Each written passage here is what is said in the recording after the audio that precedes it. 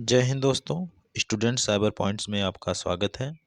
तो आज हम स्टार्ट करेंगे अपना चैप्टर नंबर 3 मेमोरी। दोस्तों, मेमोरी की जो भूमिका होती है कंप्यूटर जर्नी में बहुत ही अहम भूमिका होती है। हमने कौन सा फ़ोल्डर कहाँ पर बनाया है, कौन सा डाटा सुरक्षित किया है, वह इसमें समाहित रहता है। मेमोरी को हम इस प्रकार समझ सकते हैं कि जैसे एक लाइब्रेरी में ढेर सारे बुक्स रखे होते हैं, ढेर सारे डाटा होते हैं, हम उसे जब चाहें जैसे चाहें एक्सेस कर सकते हैं। वही भूमिका कंप्यूटर में मेमोरी की होती है। तो मेमोरी कितने प्रकार की होती है, मेमोरी का क्या कार्य होता है कंप्यूटर में, आज उन्हीं सब बातों पर चर्चा की जाएगी।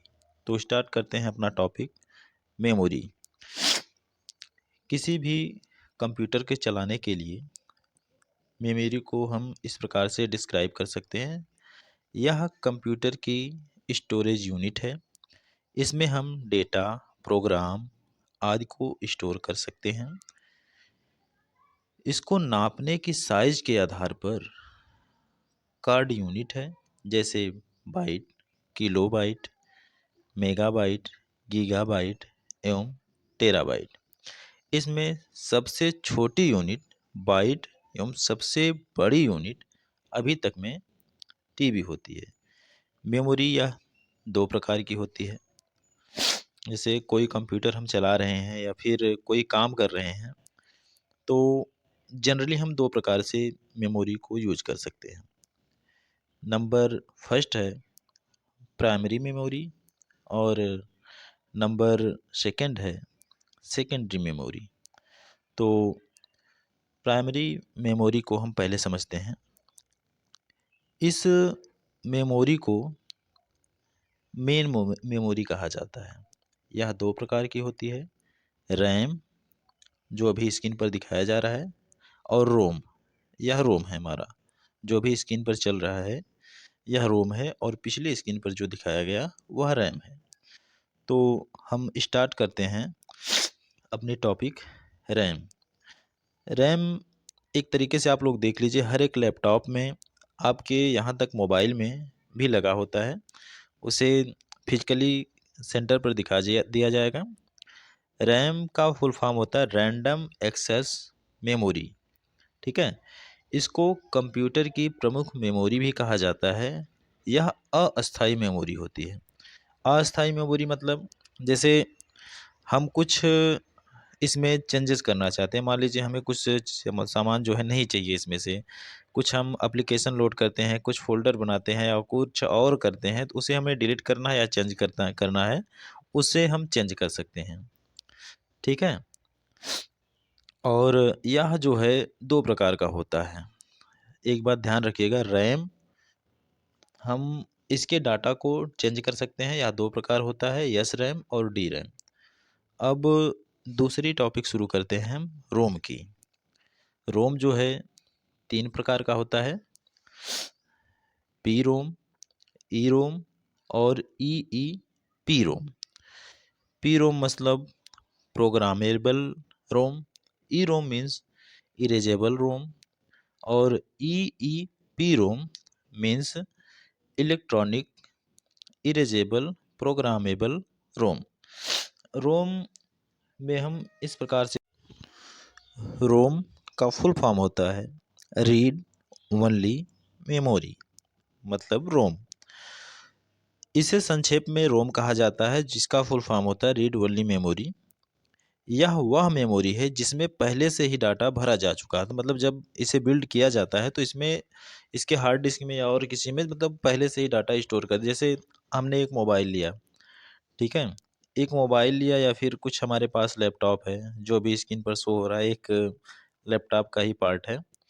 अगर आपने कुछ लैपटॉप लिया या फिर मोबाइल लिया, समझ लीजिए एक तरीके से, तो उसमें कुछ ऐप्स होते हैं जो इनबिल्ट रहते हैं पहले से, जैसे प्ले स्टोर हो गया, गूगल हो गया, और गैलरी हो गई, कैमरा हो गया, उसमें पहले से ही रहते हैं। ठीक है, पहले से ही स्टोरेज रहते हैं, जिसे हम चेंज चाहकर भी अगर आप डिलीट करना चाहेंगे, हम कुछ टाइम के लिए डिसेबल कर सकते हैं, लेकिन डिलीट नहीं कर सकते, या फिर उसमें कुछ चेंजेज नहीं कर सकते हैं। तो वह सब रोम में होता है।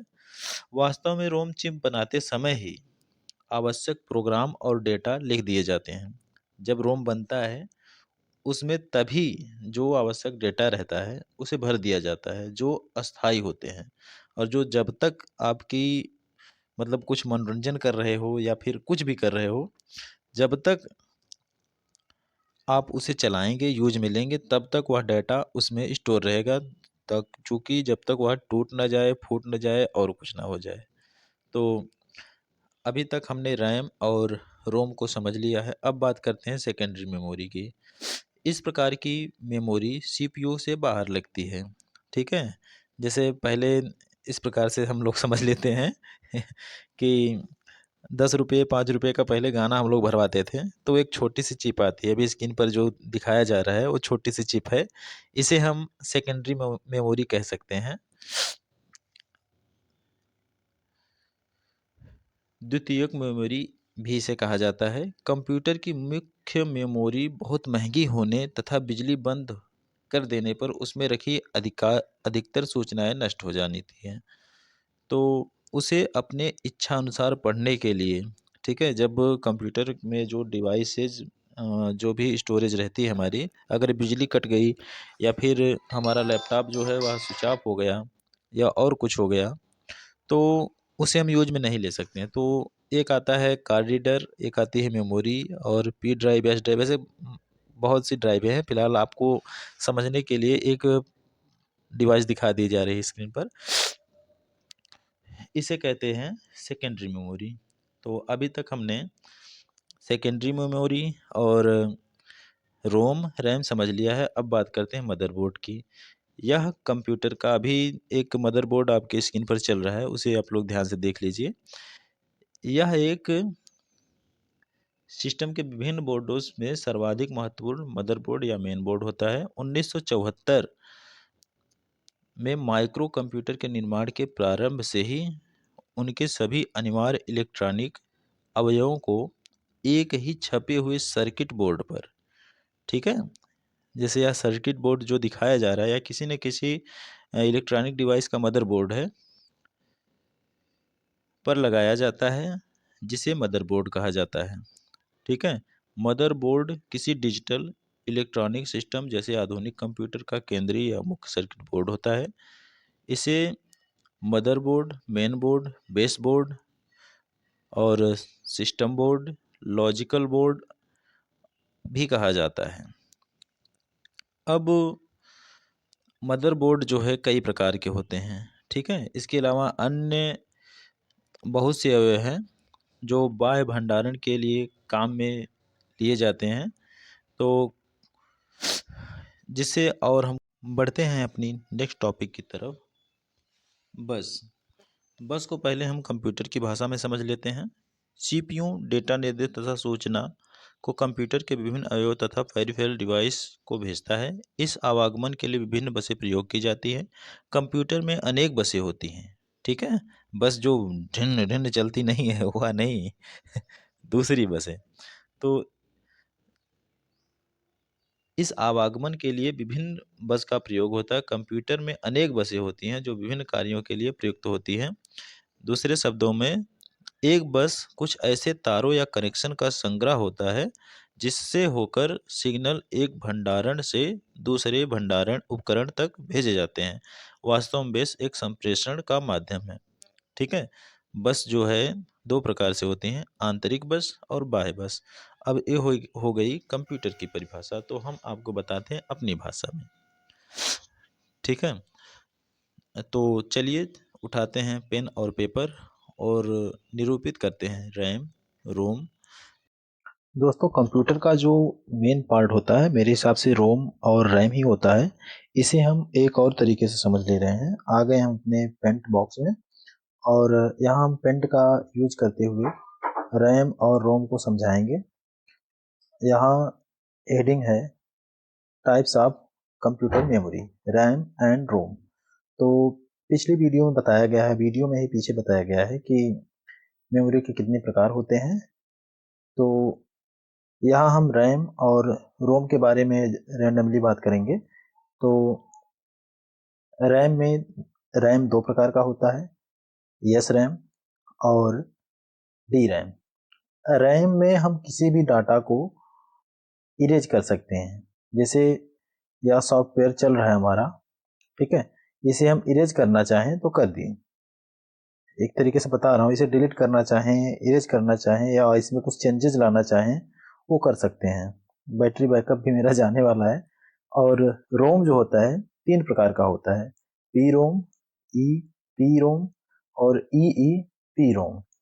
तो नीचे रैम और रोम का एक चित्र दिया गया है, ये हमारा हो गया रैम, ठीक है, ये जो खाना हो गया हमारा रैम है, और ये दूसरा जो वाला है ये है हमारा रोम। और इसके 3 प्रकार होते हैं। एक बार और बता दे रहा हूँ, रोम जो होता है 3 प्रकार से होता है। ये रोम का प्रकार है पी रोम, ईपी रोम और ई पी रोम। और रैम जो है 2 प्रकार से होता है, यस रैम, डी रैम। तो रैम और रोम मेरे हिसाब से आपको समझ में आ गया होगा होता क्या है। और एक पिक्चर के माध्यम से भी हम समझा दे रहे हैं रैम और रोम होता क्या है। अगर हम गूगल के माध्यम से समझना चाहें तो उसे समझ सकते हैं। अब एक और पॉइंट बची हमारी बस। तो स्क्रीन पर ये जो लाइनें दिख रही हैं आपको, ये सारी बस होती है। जिस तरह से एक पैसेंजर गाड़ी, मान लीजिए बस हो गया आपका, जो मार्टिनगंज से जौनपुर जाती है, मार्टिनगंज से खेता सरायगंज कहीं जाती है, तो पैसेंजर को ढोती है, एक तरीके से ले जाती है, यहाँ से एक स्थान से दूसरे स्थान पर स्थानांतरित करती है, ले जाती है। तो उसी तरह सेम होता है बस। इसमें भी बस होती है, हालांकि यह बैठने वाली बस नहीं, वो डाटा का ट्रांसफ़र करती है। और जो हमारी चलने वाली बस होती है वह पैसेंजर का ट्रांसफ़र करती है। तो आप एक तरीके से इस बस को इसी प्रकार समझ सकते हैं। और रोम और रैम को एक बार और समझने के लिए हम चलते हैं अपने गूगल बाबा में और सर्च करते हैं रैम एंड रोम। तो हमारे पास काफ़ी जो है सारे डाटा खुलकर आ गए हैं सामने। और यहाँ पर रैम और रोम के कुछ फीचर्स हैं, हालांकि इनके आकार चेंज हो सकते हैं लेकिन काम एक ही होता है। जैसे यहाँ पर रैम जो है किसी और प्रकार से दिया है और रोम किसी और प्रकार से दिया है। यहाँ पर जो है रैम कुछ अलग तरीके से दिख रहा है और रोम कुछ अलग तरीके से दिख रहा है। तो मेनली मेरा समझाने का यही मकसद है कि आकार चेंज हो सकता है, इनका साइज चेंज हो सकता है, किसी भी आकार में होता है। जैसे यहाँ पर देख लीजिए रोम का आकार कुछ और है, मेरे हिसाब से रोम चेंज होता रहता है, रोम किसी भी आकार में, जिस हिसाब से मदरबोर्ड रहता है। मदरबोर्ड भी आपको एक दिखा दे रहे हैं, सामने हम सर्च मारते हैं मदरबोर्ड। अभी हमने इनपुट इनपुट दिया है, एक तरीके से इसे भी क्लियर कर दे रहे हैं। अब हमने सर्च मारा है गूगल में मदरबोर्ड, यहाँ पर सर्च मारा है तो हमने इनपुट दिया है मदरबोर्ड। अब हमने इंटर प्रेस किया तो यहाँ पर प्रोसेसिंग हो रही, तो इस सीपीयू में डाटा फीड हो रहा है कि हाँ भैया, अब जितने भी मदरबोर्ड से रिलेटेड साइटें थी, लगभग 1 सेकंड में या फिर 1 नैनो सेकंड में ही हमें जवाब मिल गया है सीपीयू द्वारा। इकाई, दहाई, सैकड़ा, हजार, 10,000, लाख, 10,000, 64,80,000 हमें रिजल्ट देखने के लिए मिल गया है। तो इतने फास्ट होते हैं हमारे आज के जनरेशन के कंप्यूटर। और यहाँ पर कुछ जवाब खुल कर आए हैं, तो ये हमारा जो स्क्रीन पर चल रहा है ये हमारा हो गया आउटपुट, ठीक है। तो इसे भी समझ लिए हम लोग। अब मदरबोर्ड को हम इस प्रकार देख ले रहे हैं, यहाँ पर कुछ पिक्चर आई हैं, ये हो गए मदरबोर्ड। हर एक डिवाइस में अलग अलग तरीके से मदरबोर्ड काम करता है, हर एक कंपनी अलग अलग डिजाइन से मदरबोर्ड बनाती है, लेकिन काम सबका एक ही होता है। तो ये कुछ मदरबोर्ड, कुछ कंपनियों के मदरबोर्ड खुल के आए हैं गूगल बाबा में। आज का क्लास नहीं हो पाया, इसके लिए माफ़ी चाहता हूँ। समझाने में थोड़ी सी दिक्कत हो रही थी और तबीयत भी सही नहीं है। तो उम्मीद करता हूँ सब कुछ अच्छे से समझ में आ गया हो। ये मदरबोर्ड के सारे प्रकार हैं। और आज का क्लास यही समाप्त करते हैं। तब तक पढ़ते रहिए और देखते रहिए स्टूडेंट साइबर पॉइंट्स।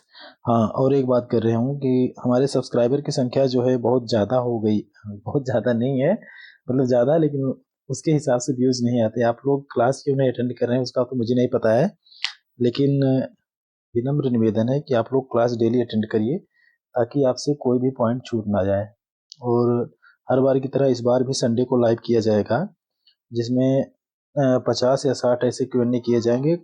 Q&A करने का ये मतलब होता है कि सारी टॉपिक्स 10-15 मिनट की वीडियो में समझाई नहीं जा सकती हैं, तो उन वीडियो में जो टॉपिकें छूटी रहती हैं, जो जानकारियाँ छूटी रहती हैं, उन्हें ऐड कर दिया जाता है। एक तरीके से आपका भी प्रॉफिट हो जाता है कि हाँ भाई, हमने जो नहीं पढ़ा था वो हमें समझ में आ गया, वे Q&A के माध्यम से बता दिया जाता है आप सबको। तो देखते रहिए student cyber points. Thank you for watching.